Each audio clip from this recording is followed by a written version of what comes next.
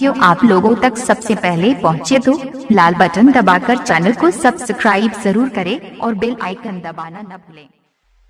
हर सपना झंड हो गई, हर सपना झंड हो गई, प्यार मोहब्बत आज से बंद हो गई। अरे वो बेवफा तहरा के ऐसा हमरा से निमन मिल गई कि तहरा आज इतना घमंड हो गई, घमंड हो गई। अकबरपुर पुनास मुजफ्फरपुर। हो हम दिल न लगाइब तोहारा से रिश्ता तोड़ा तानी, ईटा से कपार अपने हाथ हम फोड़ा तानी।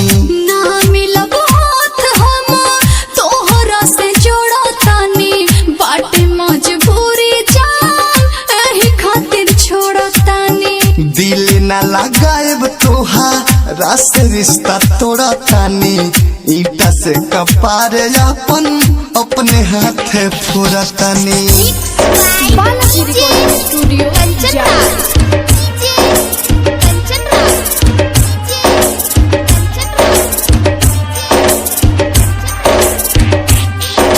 अकबरपुर पुनास मुजफ्फरपुर।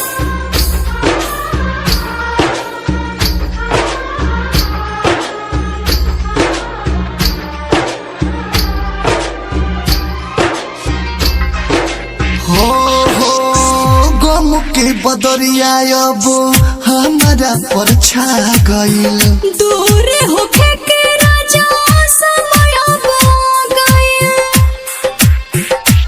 हो गम के बदरिया अब हमारा पर छा गईल, दूर होके के राजा समय अब गईल। तोहरा से जाने अब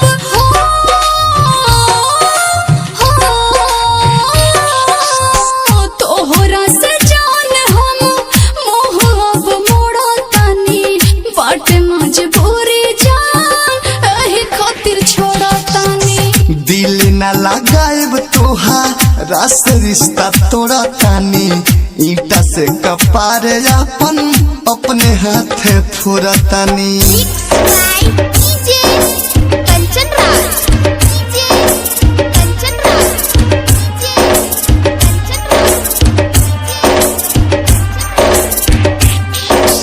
अकबरपुर पुनास मुजफ्फरपुर।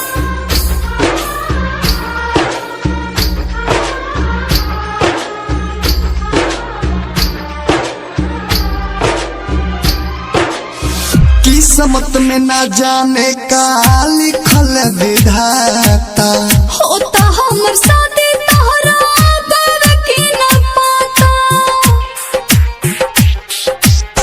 किस्मत में न जाने का लिखल विधाता, होता हमर शादी तोहरा बाबा के न पाता। दूर गेस विदेश लिया तो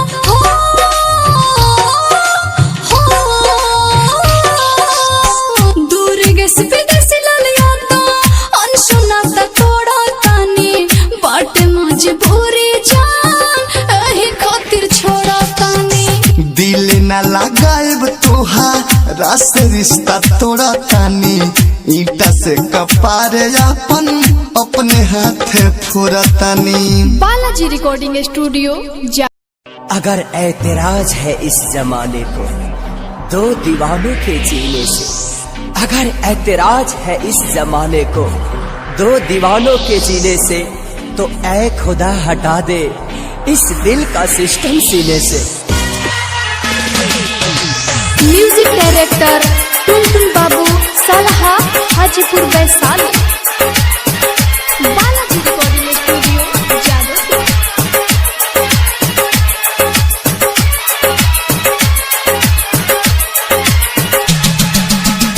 presented by Anshu Bala music. छोड़बू तो दीवाना कवना बोल के होई, छोड़बू तो दीवाना कवना बोल के होई। आखिरी मिलन मोटा मोर के होई, आखिरी मिलन मोटा मोर के होई।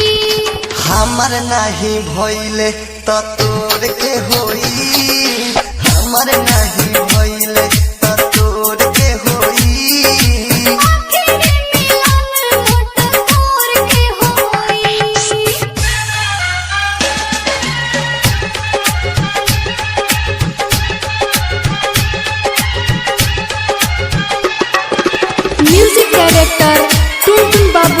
बलहा हाजीपुर वैशाली।